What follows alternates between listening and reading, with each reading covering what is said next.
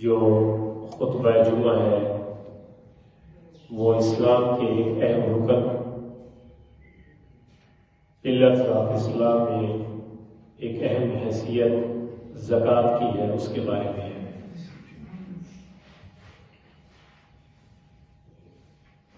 زکوٰۃ قرآن حکیم میں اللہ رب العزت نے اس کا حکم ارشاد فرمایا، اور شاید ہی نماز کے فرض کے بعد جو اللہ کے حقوق ہیں اور فرائض ہیں ان میں سب سے زیادہ ذکر زکوٰۃ کا ہے۔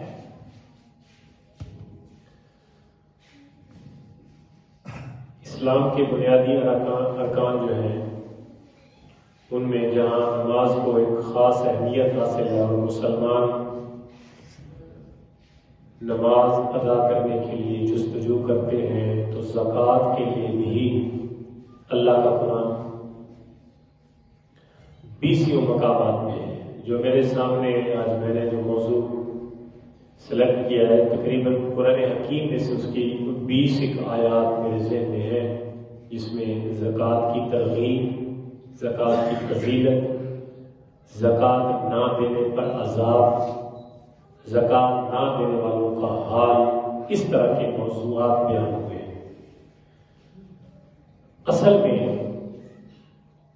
کوئی بھی کام ہوتا ہے نا، عبادت ہو یا کوئی معاملہ ہو، اس کی کوئی نہ کوئی حکمت ہوتی ہے۔ ذہنی نماز سے آپ اندازہ لگا لیں کہ نماز ایک دفعہ ہی صبح پڑھ لیتے، دن میں پڑھنے کی کیا ضرورت تھی؟ یہ 5 وقت وقفے سے اللہ کی بارگاہ میں کیوں آیا جاتا ہے؟ ایک ہی ٹائم پہ 5، اگر 5 ہی پڑھنی مقصود تھی تو ایک ہی ٹائم پہ 5 پڑھ لیتے۔ وقفے سے کیوں حاضری دی؟ اس کی حکمت یہ ہے کہ انسان چونکہ جب اللہ کی بارگاہ سے اٹھ کر جاتا ہے نا، تو باہر دنیا ہے، اور دنیا میں جب وہ قدم رکھتا ہے تو مختلف حملے اس کے اوپر ہوتے ہیں۔ وہ کہیں بھول جاتا ہے، کہیں اس کے اوپر حملے ہوتے ہیں۔ وہ حملے آپ کہیں گے کہ وہ اس پر بندوق تان کے کھڑا ہوا ہے، نہیں، اس پہ شیاطین کے حملے ہوتے ہیں۔ تو وہ حملوں میں کبھی بچ جاتا ہے اور کبھی ان میں مبتلا ہو جاتا ہے، لیکن وہ جب دوبارہ نماز کا ٹائم آتا ہے تو اللہ تعالیٰ وہ اس کی بھول چوک کو بھی اس نماز کے صدقے معاف کر دیتا ہے، اور پھر اپنی یاد دلاتا ہے کہ لگا رہے میرے راستے پہ، اس در سے دور نہ جانا۔ یعنی تھوڑا سا تو اس در سے دور گیا تو تیرے اوپر حملے ہو گئے، تو اگر تو سالہ سال اس در سے دور رہا تو پھر کیا ہوگا؟ یہ حکمت، ایک حکمت ہے، ہزاروں حکمت ہے۔ اسی طرح زکوٰۃ کی حکمت یہ ہے، اسلام نہیں چاہتا کہ کوئی بندہ اپنی قابلیت کے بل بوتے پر یا وراثتی طور پہ وہ مال جمع کر کے اس کے اوپر سانپ بن کے بیٹھ جائے، یہ اسلام نہیں چاہتا۔ یعنی اسلام یہ چاہتا ہے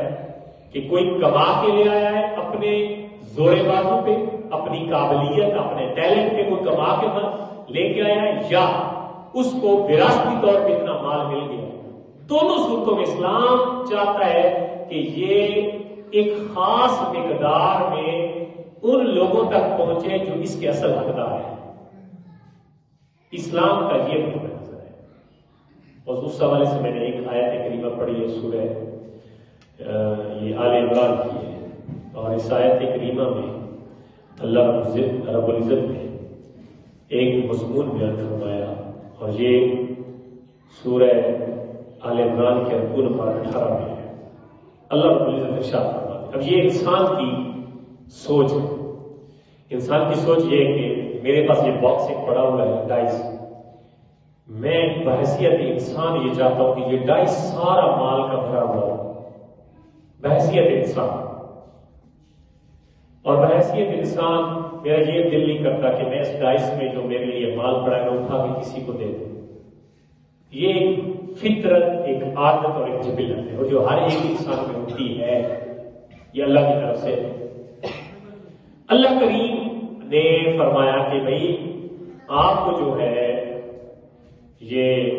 جتنا کچھ میں نے دیا ہے اس میں سے وہ دینے والی رازق ذات جو ہے،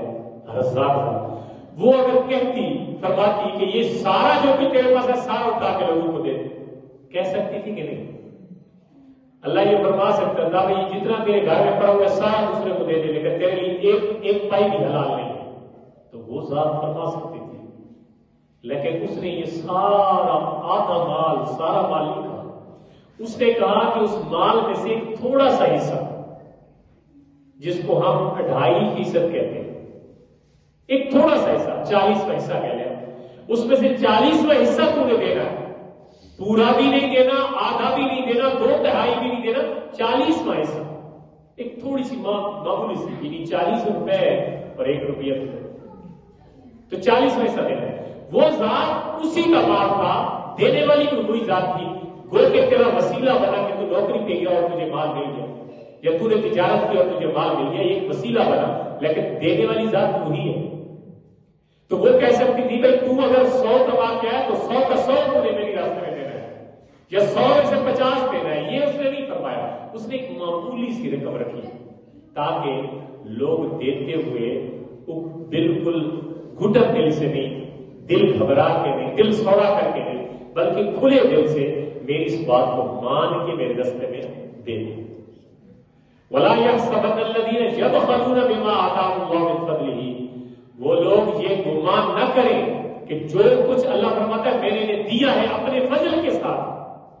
میں اور آپ یہ دعویٰ کرتے ہیں کہ ہم نے کمایا ہے، لیکن اللہ فرماتا ہے میں نے اپنے فضل کے ساتھ دیا ہے۔ ذرا سوچ رہے ہیں، اللہ فرماتا ہے میں نے فضل کے ساتھ دیا، اللہ فرماتا ہے جو میں نے فضل کے ساتھ دیا ہے،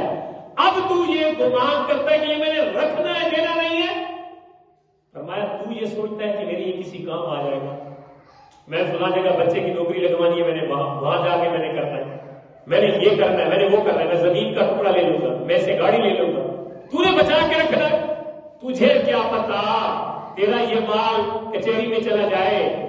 تجھے کیا پتا تیرا تھانے میں چلا جائے، تجھے کیا پتا ڈاکٹر کے پاس چلا جائے، تجھے کیا پتا رات جاتے ہوئے تجھے کوئی ایسی مصیبت پڑ جائے کہ تیرا سارا مال ادھر لگ جائے، تجھے کیا پتا، تو گمان کر رہا ہے کہ یہ میں نے بچا کے رکھا ہوا ہے، لیکن اللہ فرماتا ہے وہ خیر اللہ کو، تو گمان کرتا ہے کہ یہ تیرے لیے بہتر ہے، نہیں، قرآن کہتا ہے بل ہوا شر اللہ، یہ مال ان کے لیے جنہوں نے بخل کیا ہے نا، نہیں دیا اللہ کی بارگاہ میں، یہ ان کے لیے بدترین ہے، شر ترین، شر کے لفظ ہے قرآن، بدترین ہے۔ اور یہ قرآن کہہ رہا ہے سیطوقون، شر ترین کیا ہے، آگے قرآن نے خود اس کی وضاحت کی، میں بحیثیت مولوی یہ بات نہیں کر رہا ہوں، یا بحیثیت واعظ مقرر خطیب یہ بات نہیں کر رہا ہوں کہ یار یہ جو میں نے بات کی ہے کہ یہ مال ان کے لیے وبال جان ہے، یہ استاد نے اپنی طرف سے کہا ہے، اسی وبال جان اور شر کے لفظ کی تعریف آگے خود قرآن نے کی ہے کہ تم کیا سمجھتے ہو کہ یہ مال میں نے جو دبا لیا تھا غریبوں کا اور میں نے دبا لیا یہ کچھ نہیں، فرمایا یہ تمہارے لیے برا ہے، بہت برا، کتنا برا ہے، سیطوقون ما باخلوا به، جتنا مال تھا نا دوسروں کا اور تو نے دبا لیا، کسی کا حق تھا اور تو نے اس پہ قابض ہو گیا، یہ قیامت کے دن اس کو ایک توق کی شکل بنائی جائے گی، توق کہتے ہیں پٹے کو جو ہم کسی جانور کے گلے میں ڈالتے ہیں، اس کو توق کہتے ہیں۔ یہ پٹا جو ہے نا، یہ مال جتنا تو نے جمع کیا ہے اس کا ایک پٹا بنایا جائے گا، پٹا توق بنایا جائے گا، اور حدیث میں اس کی وضاحت ہے، یہ قرآن میں صرف توق کا لفظ ہے، حدیث میں اس کی وضاحت ہے کہ وہ توق بنا کے پھر اس کو آگ میں تاپا جائے گا اور پھر انسان کے گلے میں ڈالا جائے گا۔ یہ میں دوسری جگہ بھی وضاحت کرتا ہوں، پہلے اس کا ترجمہ کرتا ہوں، سیطوقون ما باخلوا به یوم القیامہ، یہ جو انہوں نے دبا کے رکھا تھا اس کا توق بنا کر قیامت کے دن ان کے گلے میں ڈالا جائے گا۔ آپ یوں سمجھے توق کیا ہے، پھانسی کیا ہے، پھانسی کا بندہ دیکھا ہوا ہے نا، شکل دیکھی ہوگی، اگر نہیں دیکھا ہوا تو آپ غور کر لیں، میں بندے کو پھانسی دیتے تو کیسا ہوگا، وہی توق ہے قرآن نے بیان کیا، اور وہ توق کس کا ہوگا، وہ اس مال کا ہوگا جو زکات کے طور پہ کسی کا تھا اور تو نے نہیں دیا، کس کا تھا وہ بھی قرآن ہے، انما الصدقات للفقراء والمساکین، وہ غریبوں کا ہے، مسکینوں کا ہے، وہ قرض داروں کا ہے، وہ مجاہد فی سبیل اللہ کا ہے، وہ مسافر کا ہے، یہ 8 مسائل میں زکات ہو گیا۔ مطلب یہ ایک تو یہ آپ کو پتہ چل گیا قرآن. اور پھر وَلِلَّهِ مِيرَاثُ السَّمَاوَاتِ وَالْأَرْضِ، میں نے دیا اس لیے نہیں تھا کہ میرے بچے میرا مال اٹھا کے وہ خوشحال ہو جائیں گے. ذرا سوچئے، میں نے دیا اس لیے نہیں تھا کہ میں بچوں کے لیے پلاٹ لے لوں گا، میں بچوں کے لیے جناب وہ زمین کا ٹکڑا اور بڑھا دوں گا. قرآن کہتا ہے وَلِلَّهِ مِيرَاثُ السَّمَاوَاتِ وَالْأَرْضِ. اوے یار تو نے چلے جانا ہے، تیرے بچوں نے بھی چلے جانا ہے، میراث تو اللہ کی ہے ہمیشہ کی. زمین کو ساتھ لے جاتا ہے، اسی ٹکڑے پہ لوگ لڑتے بھڑتے رہتے ہیں یہاں پہ، اور پھر آخر میں مطلب کوئی ایسا آتا ہے کہ وہ لا بلد ہو جاتا ہے اور وہی زمین دوسرے تیسرے کے پاس، لیکن وہ زمین ادھر ہی رہے گی کیونکہ یہ اللہ کی ہے میراث ہمیشہ کے لیے. بندوں کی عارضی ہوتی ہے جس کے لیے بندے ایک دوسرے کا گلا کاٹ دیتے ہیں. وَلِلَّهِ مِيرَاثُ السَّمَاوَاتِ وَالْأَرْضِ وَاللَّهُ بِمَا تَعْمَلُونَ خَبِيرٌ. یہ تو تم نے بچا کے رکھا تھا اور میراث بنائی تھی نا، یہ تھا تو غریبوں اور مسکینوں کا حق اللہ کے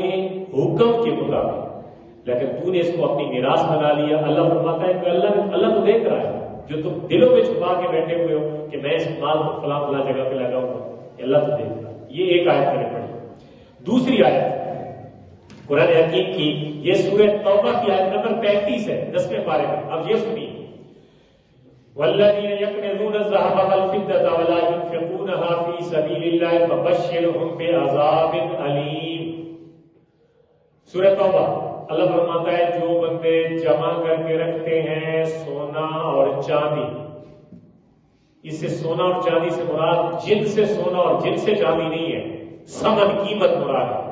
جو بندہ سونا اور چاندی جمع کر کے رکھتے ہیں اور اللہ کے راستے میں نہیں خرچ کرتے، محبوب ان کو بتا دو کہ بڑا دردناک عذاب آنے والا ہے، بڑا دردناک عذاب آنے والا ہے.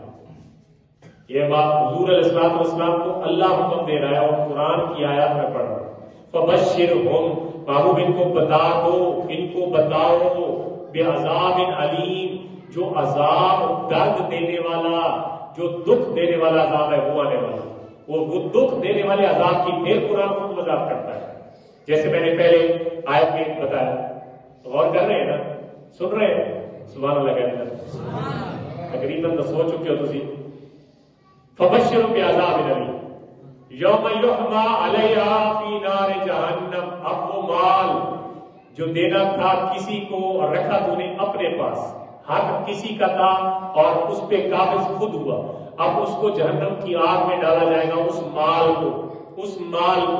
جہنم کی آگ میں ڈال کے فَتُقْوَى بِهَا جِبَاهُهُمْ وَجُنُوبُهُمْ وَظُهُورُهُمْ. اب جہنم کا سیک دے کے اس مال کو باہر نکالا جائے گا. سب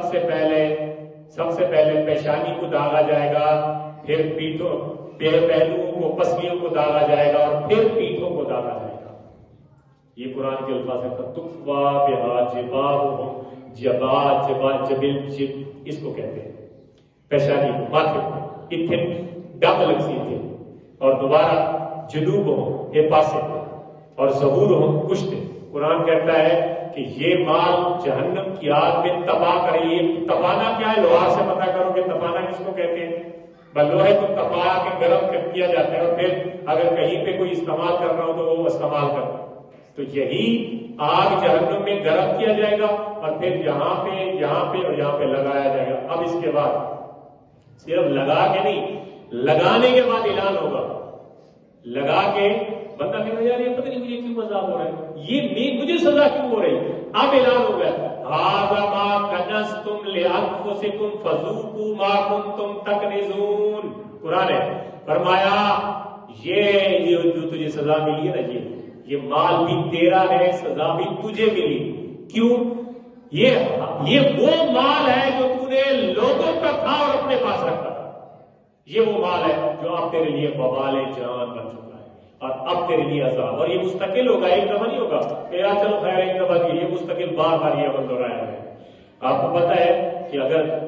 آخرت کے جو انعام ہے وہ بھی دائمی ہے، جو سزا ہے وہ بھی دائمی ہے. یعنی آخرت میں جو انعام ملنے ہیں، سکون ملنے، وہ بھی دائمی ہے، اس کے بعد اسے چھینا نہیں جائے گا. اور جو عذاب ملے گا وہ بھی دائمی ہوگا. کافروں کے لیے تو دائمی ہوگا، مسلمانوں کو پھر بھی تھوڑا جا چوکر لا کے پھر آخر میں. لیکن ہمارے اندر اتنی ہمت ہی نہیں ہے. ہم یہ کہتے ہیں کہ یہ جہاں ڈٹھا اگلا کس نے ڈٹھا بھائی اتنے ہی عیش کر لو گے کہ کتنے جگہ دیکھیے تو بھائی ایک عذاب ایک انگارے جتنا عذاب بھی سہنے کی ہمیں طاقت نہیں ہے تو ہم کتنے دلیر ہیں ہمارا تو دل جگرا بڑا ہے ہاضمہ بھی بڑا ہے ہم کہتے ہیں خیر ہے ویکھی جائے گی ویکھی جائے گی قدرت قرآن سے بتا رہے کہ ویکھی کس طرح جائے گی جو مال تو نے دینا تھا لوگوں کا اور تو نے اس کو اپنے اس پہ جیب میں ڈالا اپنی تجوری میں بھر کے رکھا تو کیا ہوگا قیامت کے دن وہ تیرا نہیں ہوگا وہ تیرے لیے سزا کے طور پر تیرے سامنے آئے گا یہ میں نے قرآن پڑھا ہے سورہ توبہ کی آیت نمبر 35 اور 12 نمبر 10 اس کو جا کے پڑھے دوبارہ میرا موضوع آج کا زکوٰۃ کا موضوع ہے